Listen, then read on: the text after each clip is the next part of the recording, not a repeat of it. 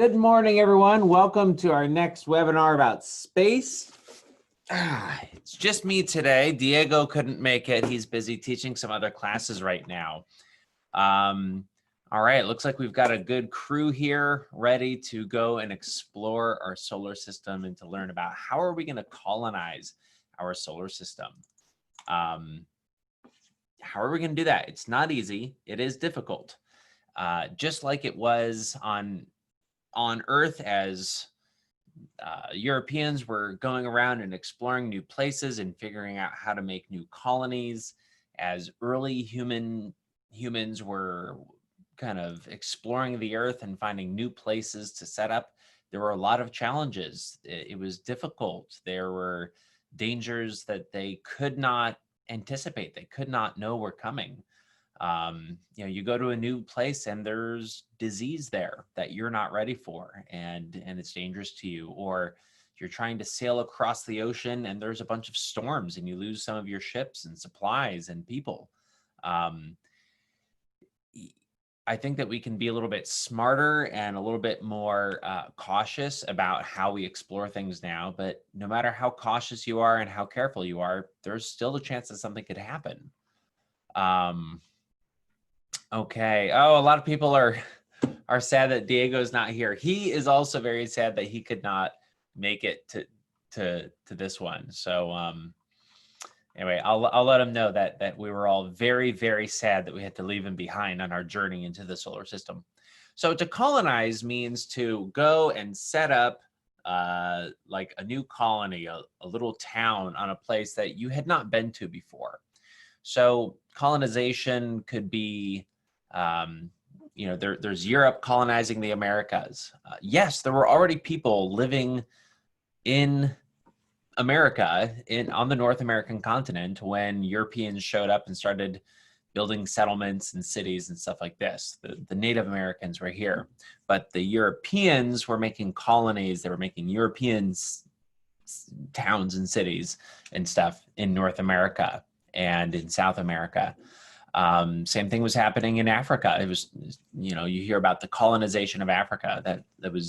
That wording, that viewpoint comes from European countries going down to Africa and making their own towns and cities there, even though other people were already there.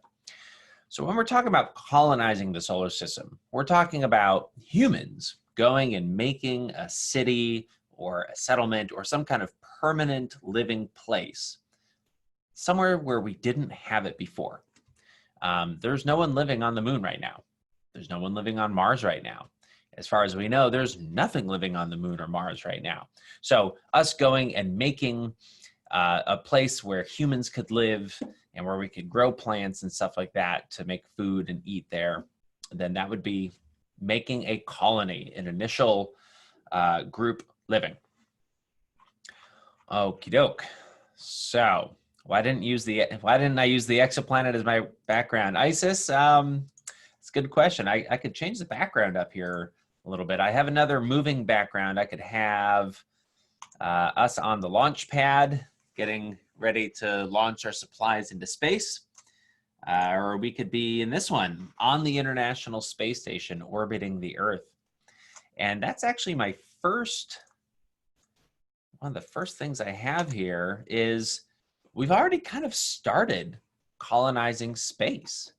As I've said in a prior webinar, it was like October of the year 2000. That was the last time that there were 0 humans in space. Since October of 2000, there has been at least 1 or 2 people in space every day, nonstop. It's not the same people, they take turns. But the International Space Station, which is what I now show us being in and orbiting the planet in right now in our background. It's not perfect. It's not great, but I mean, it is great, but it's not perfect, but it's a good start. There's some problems with this, and we do want to move on from the International Space Station. There will be a day where the International Space Station doesn't exist anymore. Eventually, they will have to shut it down. And what they'll do is they'll have it crash back to Earth in a safe place, probably into the Pacific Ocean. just to make sure that no one gets hit. That probably won't happen for, I'm going to guess, a couple of decades. Probably 2040 is when I just off the top of my head thinking they're probably going to shut this thing down, crash it back to Earth. If you keep it going for too long, if you keep it going past when it would be able to keep existing safely, you're starting to get into a point where people could get hurt. You know, there would eventually be an accident. Things get old, they break. We don't want to lose people. So it's better to be safe than sorry. And the idea is we have another better thing built by then that takes its place.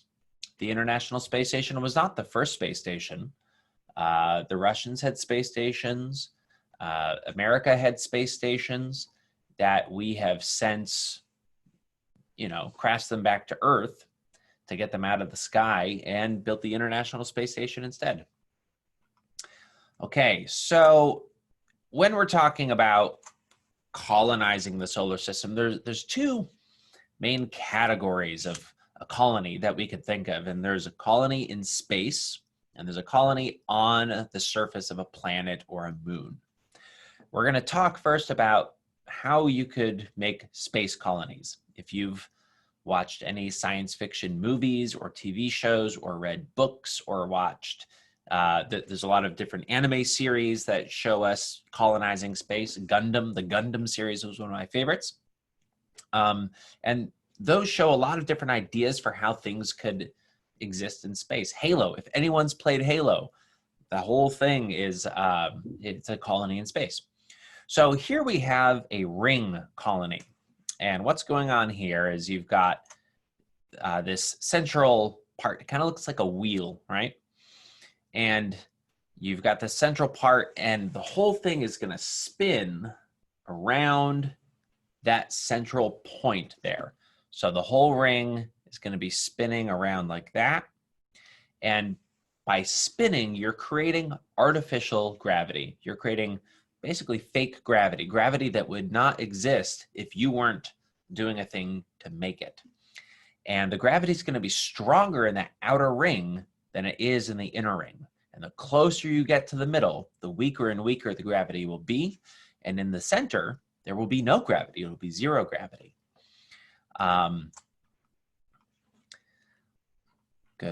Good. Oh, April, I think you joined us a couple minutes late. To colonize means to make a colony, means to make a first settlement, a first town or city, your first fort, your first permanent place that you could live and survive on a place. I think the very next thing, okay, so this is what, let's say like a ring space station might look like on the outside, and this thing would be spinning. On the inside, it might look like this. This is kind of cut away to show that on the inside, on the outer edge of that ring, not the inside, you're not being pulled in like you are on planet Earth. You're being pushed out by the rotation of it.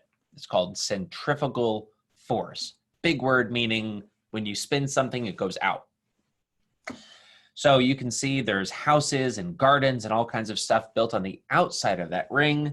And as the ring spins, it is pushing things to the outside. This is a little video here. Give me just a second to get it set up properly. You won't hear any sound, but that's okay. I am not intending for you to hear any sound from it. It's just the visual. This is from the movie 2001, A Space Odyssey. It's made in the 1960s. It's an absolutely incredible movie. And you can see here's this guy, and he's in a spaceship that is spinning around. His spaceship is spinning around this central pillar in the middle. And because it's spinning around, he's being pushed outwards, and he feels one gravity. He feels one as if he's standing on Earth. And he's able to, exercise by running around the inside of the outer edge of the ring of his spaceship. Here we have the camera following him. I understand that this might be a little funny looking on your end. It might be like a really low frame rate, but it will get across the idea of This station is spinning and he's running on the inside and he feels gravity. Okay.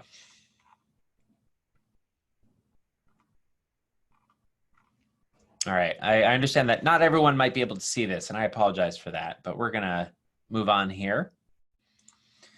Okay, so you could have a ring that spins and you live on the inside, the inner edge of the ring, right? But you could also have a drum, and this is a spaceship from the show called The Expanse.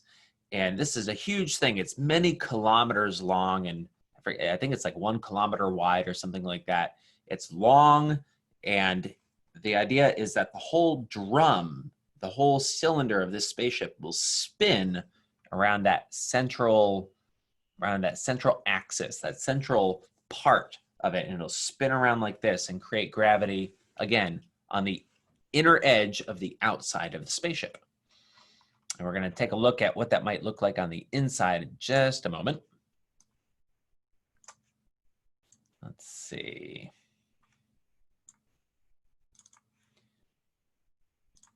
There we go. All right, I should be back. So again, this ship is going to spin around its middle, and on the inside it might look something like this. And you can see here's buildings and like little, maybe a river, a pond, some forest. Someone just kind of photoshopped this together as to what it might look like. And if you look up, you will see the other side of that drum, of that super long spaceship. And it's spinning in a circle around that pillar in the middle, up there in the sky. And everything is being pushed outwards. And that's definitely one way that you could exist in space. There's problems that come with it, and we're going to talk about some of the problems and challenges. Like, you can't just put something up there and spin it and everything's perfectly fine. But it's the first step for getting everything fine. I think this is a gorgeous picture here. You can see there's these spokes. There's these support rods, support pillars connecting the outside of the drum to the central axis. You can see one support pillar there, one there, and there would be a third one going, from our perspective, going up and holding the other side of it. So that the whole thing is connected to this central part right there in the middle. And you can see those would be bright lights there simulating daylight. The other thing that you could do instead of living in space is you could live on the surface of a planet or of a moon. This is an artist looking at what it might look like having something on our moon. This is our moon orbiting our Earth. And you can see here's a small, just a small little living space for these guys. This is probably not a permanent living solution, but maybe the first steps to getting something set up. You could definitely live for a few days there, maybe longer. There's a small place where you can go inside and get out of your spacesuit. You can see there's another ship over there, 2 ships over there in the distance. Maybe there's more supplies or living space there. They've got this cool car there so they can drive around on the moon and get to different places. Here's another idea of what it might look like having a base on the moon. This one's a little bit more established. There's a lot more going on. There's another thing coming in here to land. There's 2 guys there talking. This guy has an iPad. He's probably playing, Clash of Clans or something like that. You see several different cars that you could use to get around. There's a satellite dish. Probably each of these buildings are doing different things. And there's probably more of this moon base underground than what you can see on the surface. Oh, there's a bridge here. Look at that. Someone made a bridge. That's cool. First bridge on the moon, that would have been. Someone says those astronauts look silly. It kind of does look silly, but I would rather look silly than die in the cold vacuum of space on the moon. And I think that as we continue to develop our technology and stuff, the spacesuits will be able to look cooler. They won't have to be as big. They won't have to be as bulky. We're going to see in a little bit. I have some slides showing what the next spacesuits look like, and they look pretty similar to this. AG asks, on the drum, are there people on all sides of the drum, on the inside, or just the bottom? Yeah, let me go back to that. So you could have things built on all sides of this drum. So the whole thing is spinning. So this, what we're going to consider the bottom here, and what we would consider what looks like the sides and what looks like the top, those are actually all the bottom, if you think about it in a space way, because everything's being pushed out with, we're going to assume, one gravity of spin. So you could have your house here, or you could have your house up there on the other side of the drum, and it would still feel to you like it was the same kind of gravity, the exact same gravity, because you're being spun around at the same rate. Similar to if you're, you know, when you were a kid and you like grabbed your parents' hands and they spun you around in a circle, woo, like that, and your feet went flying outwards, and the only thing that kept you connected to them was that you're holding on to their hands. Exact same physics as that, except this time you're not holding onto their hands. There's a floor out there that catches you as you go that way. So, yeah, I mean, there's a difference in the gravity. On the moon here, you're being pulled down, and that's the gravity that you feel. In a space station, a rotating space station, the gravity you're feeling is because you are being pushed out, and there just happens to be a floor catching you. So that's cool. I think that's cool. Here's a concept for a base on Mars, and this shows different stages of it being built that we're going to look at. Evelyn asks, is there Wi-Fi in space? It depends on where you are. On the International Space Station, yes, there is. There's not really on the moon because we haven't put the equipment there yet, but I'm sure that when we put astronauts on the moon again, they're going to bring the equipment with them so that they can set up wireless receiving and transmitting equipment, so that, you know, you can have, like that guy, you can have your iPad, maybe not exactly an iPad, but a space iPad or a space tablet computer with you on the moon to get information, to communicate with people. I imagine that's going to be really, really useful out there. So here's this Mars base, and this was concept art put together for a program called Mars One. It was this idea, I think it was 2012, 2013 that they were trying to get this thing started. And the idea, it was this company, they were gonna, they had put out open applications. Anyone who wanted to could apply to go to Mars and to stay there. It was sending a permanent mission to Mars.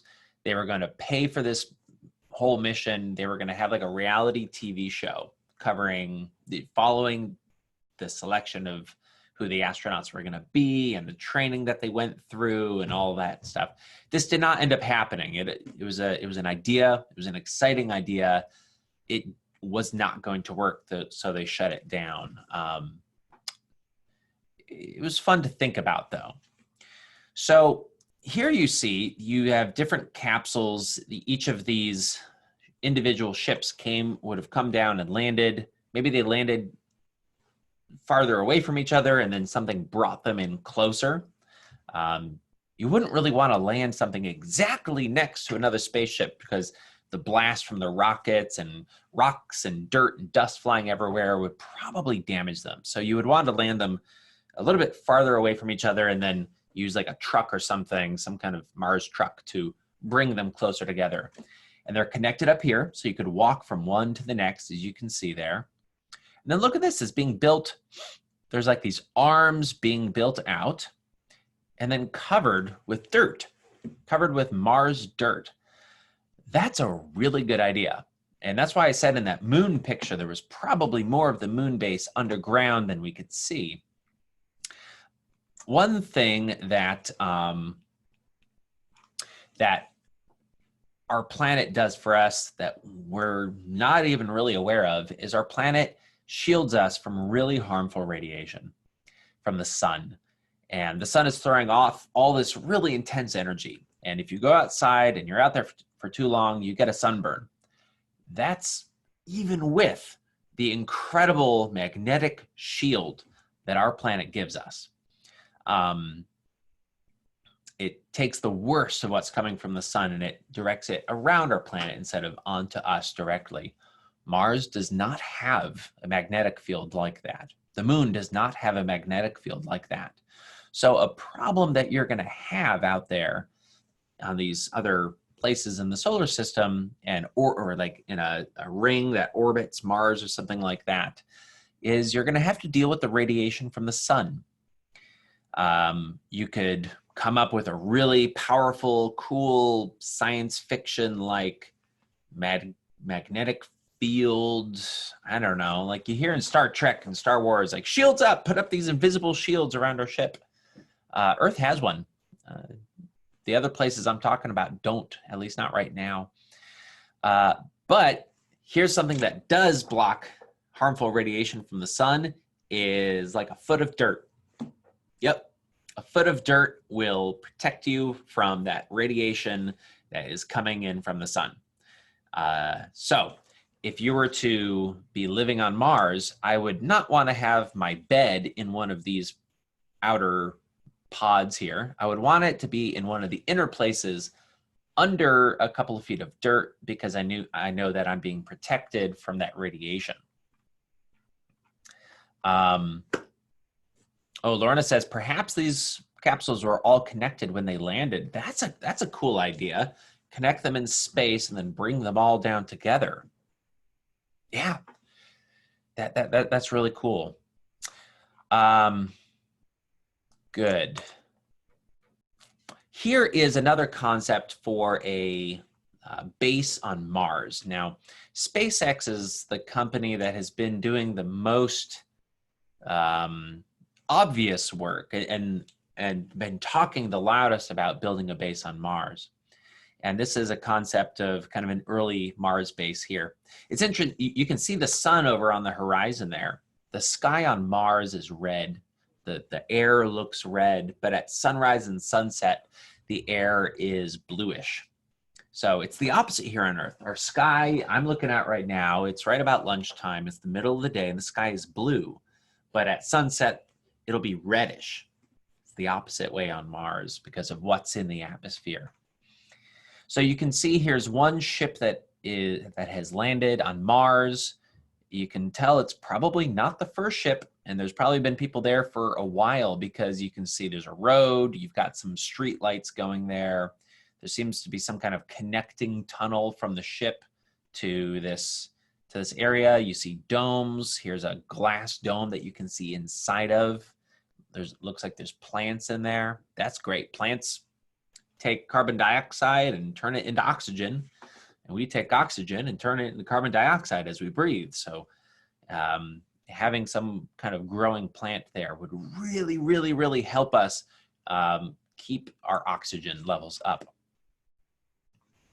Let's poke into the Q&A here. Okay, good. Here's another concept for what an early Mars base might look like. And this is, again, from a concept art from SpaceX. So let's say this is another angle looking at this here. You've got your ship and kind of some early buildings. There's that ship. There's these early buildings. They're starting to build around that first ship that landed. They've built some roads and they've built a few more landing pads so that more rockets can come in and land and drop off more supplies. It's good to have a landing pad there rather than just land on the dirt because then you know exactly what you're landing on. Like you can land a plane in a field. They used to do it all the time. It's just a lot better to land on a runway at an airport because then you know exactly what you're landing on. You know you're not going to fall into a hole by accident or it's not going to be muddy and stuff like that. There's some more landing pads here, so they're able to bring in more supplies. And then maybe a few years later, they've started to really build out this colony here. And more buildings. Out there on the side, you can see there's a bunch of, those would be solar panels to generate electricity for your colony. There's solar panels all over the place. There's some, there's some, there's some. I see several buildings with green inside of them. So here's a glass dome building with trees, plants, bushes. Maybe those are gardens growing food for the colonists. So that's great. And then these are probably houses and laboratories and places for them to live and work. Okay. Isis is asking, if we were to live on the moon, could we go out for 2 minutes without a spacesuit until eventually we can live on it without a spacesuit? Couldn't we? It is not impossible that maybe we could evolve in such a way that we could live in space. That would take a very long time. I'm going to guess that any kind of evolution that would allow our bodies to adapt to live in space would probably take several million years. I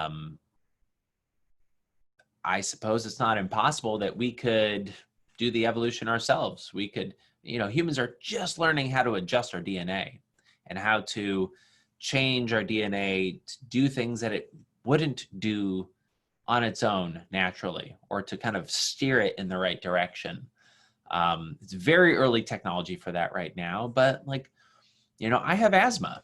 I grew up with asthma. It's possible that in about 100 years, childhood asthma won't be a thing anymore because they'll have figured out, okay, if we do this and that with the DNA, then the kid won't get asthma. I would have really liked that. That would have made my childhood a lot easier, and I would have been a much better hockey player if that had been the case. So perhaps we could find a way to edit our DNA so that we don't need as much oxygen, or we can hold our breath for a lot longer, and so that we're better protected from the super cold and the radiation of space.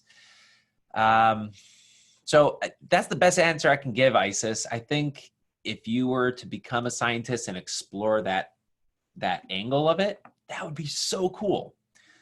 April asked, how does space not have gravity? Well, that's a good question. We could probably do a whole class on that, but quick answer, anything has gravity. If I were to just go out into space myself, just me in a spacesuit, I would have a tiny, tiny bit of gravity. If I were to set, my mouse next to me in space and just let go, very slowly over time, it would drift towards me. We would get pulled together because I have just a tiny bit of gravity.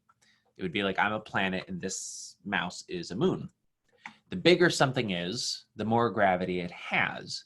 So Earth has more gravity than the moon because we're bigger than the moon. There's more stuff that is on and in Earth than the moon has. Jupiter has more gravity than the Earth, and the sun has more gravity than Jupiter, and so on. But if you're not around something that has any kind of mass to it, then you're not going to feel that gravity. Or if you are flying around that thing at the right speed and at the right angle, you won't feel gravity. A lot of us have been on a roller coaster before, or on some kind of carnival ride or something like this, where you go up and then you go down super quick and you feel weightless, or you feel a lot less gravity for a little bit. Or you're in a car and you go over like a jump on the road, and on the way back down you feel a little funny just for a split second, as gravity is less because you're going down at the same rate that gravity is pulling you down. So if you're on a roller coaster, you can experience zero gravity. You're still in gravity, but you're falling at the same rate that it's pulling you, rather than I'm sitting in a chair. I'm being pulled down by gravity right now, but the chair is stopping me. So I feel this crush. It just feels comfortable to us because it's what we grew up with. It's what we know. So this is an idea for this early Martian base. And then let's say you keep growing this, you keep landing more people, you keep having more people arrive and keep building and expanding. And now you've got a pretty big town there. You know, I would say this is not a town anymore. This would be a city, the first Martian city.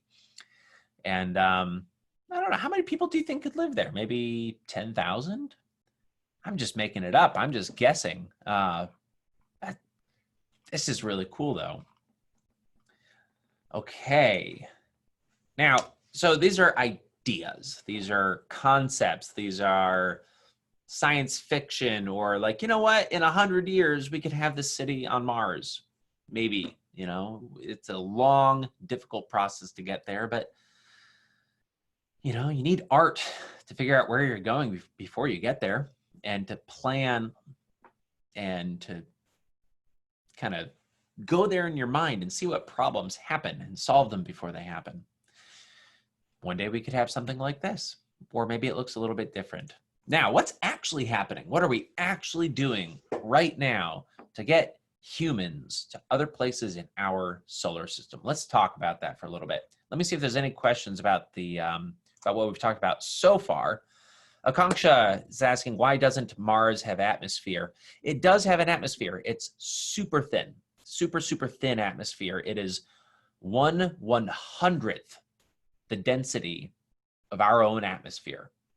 So it's, you know, if you were to take one sliver of it and measure it, it would take 100 slivers of Martian atmosphere to make it as dense as Earth's atmosphere.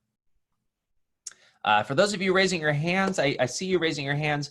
I don't really use that feature a whole lot. I like to operate out of the Q&A box. So if you have questions, toss it in the Q&A box, and I'll definitely see it there, and I'll answer it if I can.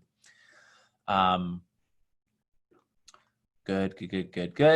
Sarah, I'm sorry that you're super late. We're not going to go back, but in a couple of days, this webinar, a recording of this webinar, will be on our YouTube channel, youtube.com/the Delphian School. And every other webinar we've done, this is at webinar 203 that we've done over the last 2 months. Go back and rewatch as much as you want.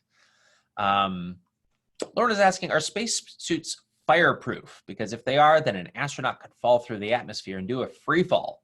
That would be so scary and fun.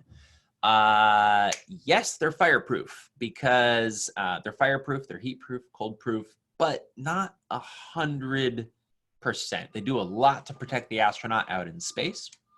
An astronaut in the sunshine in space is going to be getting about 200 degrees Fahrenheit or Celsius, and in the shade, they're at negative 200 degrees Celsius. So the spacesuit needs to be super insulated, keep them cool when it's hot and hot when it's cool. It's not strong enough to protect them from the heat of re-entry into the Earth's atmosphere. When a spaceship comes back into our atmosphere, it reaches temperatures of a few thousand degrees Celsius.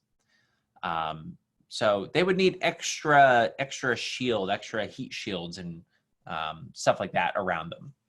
It's possible. I've read science fiction stories where there's like soldiers that have a heat shield just big enough for them, and they they come down from space, they enter the atmosphere in this heat shield, and then they're able to go and, you know, do a secret mission. Isis says, in Ender's Game, they colonized a ton of planets, and they also have these spaceships that go really fast. Yeah, Isis, Ender's Game and and the following books are some of my favorite books I have ever read. And again, it's art. It is envisioning what could be. We don't have the technology for that, but if we did, maybe that's what it would be like. Okay, we're going to talk about Artemis. We're going to talk about this return to the moon. In the 1960s, America had what was called the Apollo program, named after a Greek god. And the Apollo program is what put humans on the moon. Each mission was given a number, so Apollo 1, Apollo 2, Apollo 3. Apollo 10 went as far as the moon, and it orbited the moon and came back just to prove that we could do that. And then Apollo 11 did the same thing, and then they went the next step. Apollo 11 landed people on the moon. And so did Apollo 12. Apollo 13 was supposed to do that, but they had a problem. Something went wrong. One of their oxygen tanks exploded. So instead of landing on the moon, they had to return to Earth. It was a very close call, but they survived. Apollo 17 was the last Apollo mission. It's the last time that humans stepped foot on the moon. But now NASA wants to go back. We want to send humans back to the moon. It's been like 40, 50 years. Too long. We need to go back. So they named this mission Artemis because Artemis is the name of Apollo's twin sister in, oh, help me out in the Q&A box here, guys. This is Greek or Roman? I think it's Roman. If I'm wrong, I know that you will let me know. I think some people here have read more Percy Jackson books than I have. So Greek. Okay, good. I knew that you guys would help me out. Thank you very much. Okay. I will read the Percy Jackson books again. I promise. So going back, this is a statue that was made. Here's Apollo, and here's his twin sister, Artemis. So they named it Artemis. There's a lot going on. This is an image from NASA, and there's a lot happening here. Humanity's returned to the moon. Good, I like that. On the bottom, you can see here's the moon, and just peeking out from behind the moon, there's Mars. That's not what you would actually see from the moon, but the idea is that we're going to return to the moon, and we're going to use the moon as our test ground to test everything that we're going to need to get to Mars. Mars is like a 9-month journey from Earth. The moon is a 3-day journey. So it's a lot better to take these new ideas, these new concepts. Do these spaceships work? Do these landing techniques work? Do the habitats, the buildings that we're going to live in, do those actually work? If something goes wrong on the moon, help is only 3 days away. If something goes wrong on Mars, it's 9 months away, and you're in trouble. So, and here's the logo for the Artemis mission, and the blue on the bottom there, that's the Earth. You have that bit of the A pointing upwards. We are going up. It also kind of looks like an arrowhead, and a lot of imagery of the goddess Artemis showed her with a bow and arrow. And then here you have the red path showing the path from the Earth to the moon. There's the moon poking out there. But the path is red because we don't want to stop at the moon. We want to go to the moon to test stuff out. Then we want to go to Mars. So that's a red planet.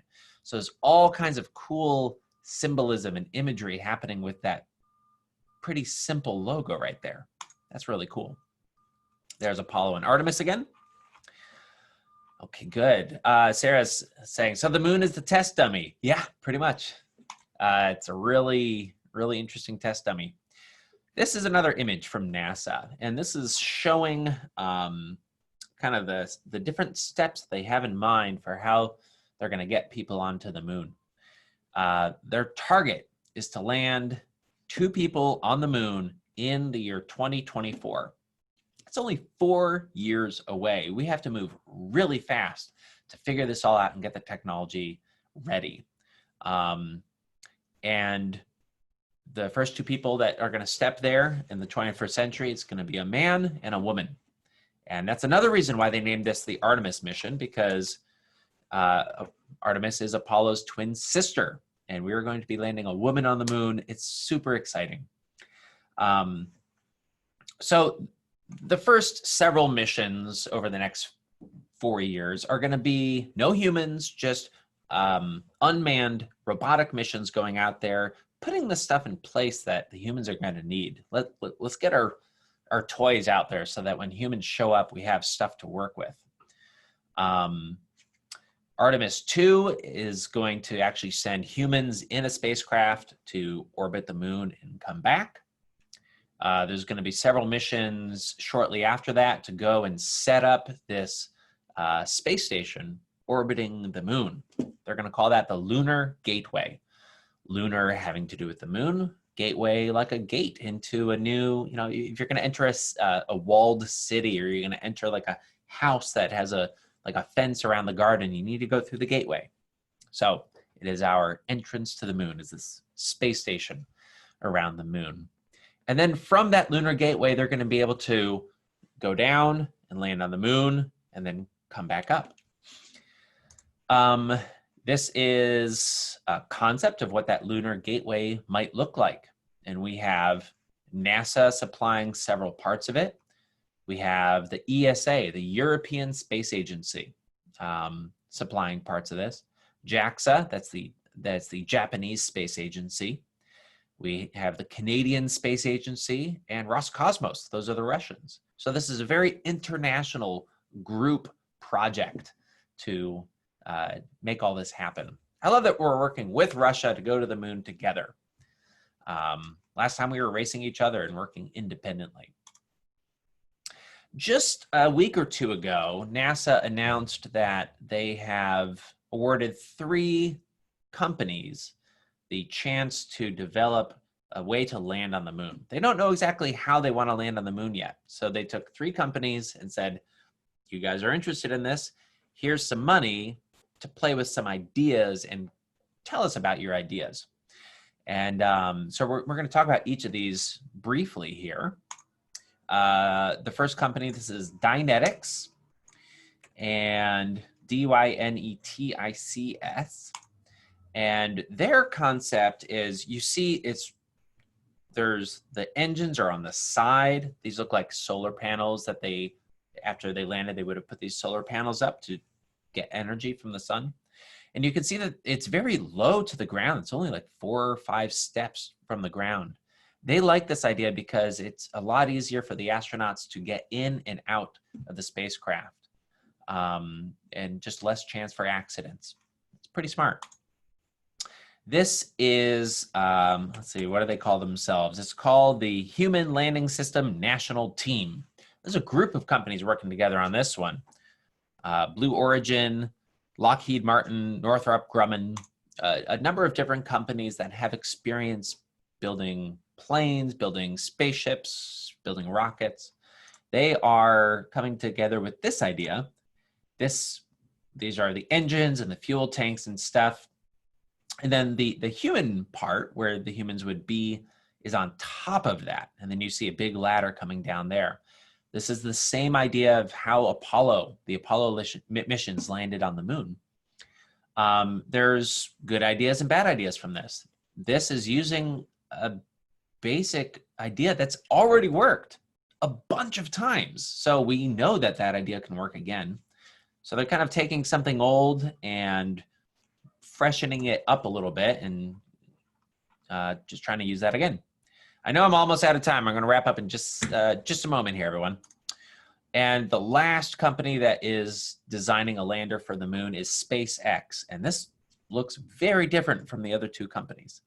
The rocket, this is all one piece, but the rocket part is down here.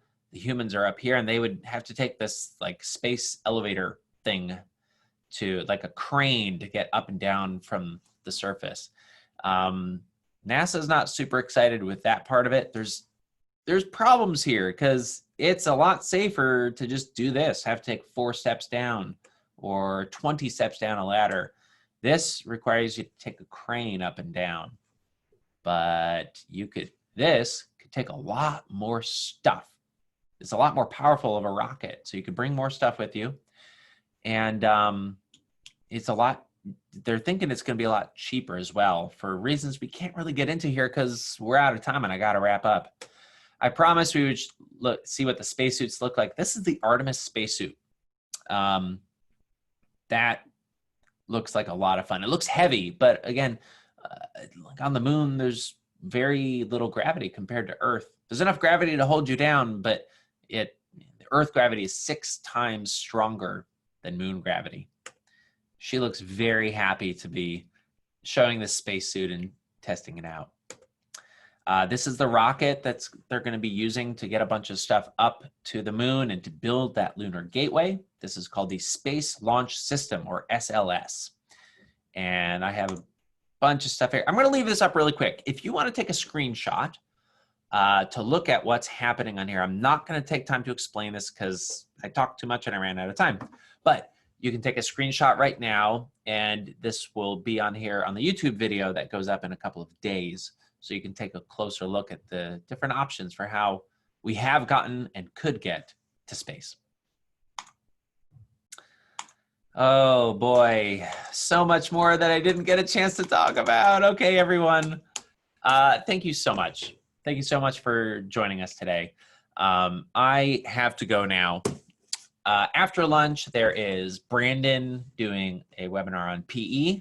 Show up to that. It's a great workout. And then Bridget's going to be talking about baking, because after you work out, you've earned a donut, haven't you? Okay. I will see you next week as we do our final week of webinars. I don't know if you can hear me in there. So the very last webinar is going to be next week, the end of Friday, 2:30 Pacific time. And everyone who's attended any webinar ever, I would love for you to come and join us for that. We're going to be doing a final thank you. And there's going to be some updates and some announcements of what comes next. That's going to be the last of these webinars. What comes next? You'll find out. I hope you're there for that. All right, everyone. See you later.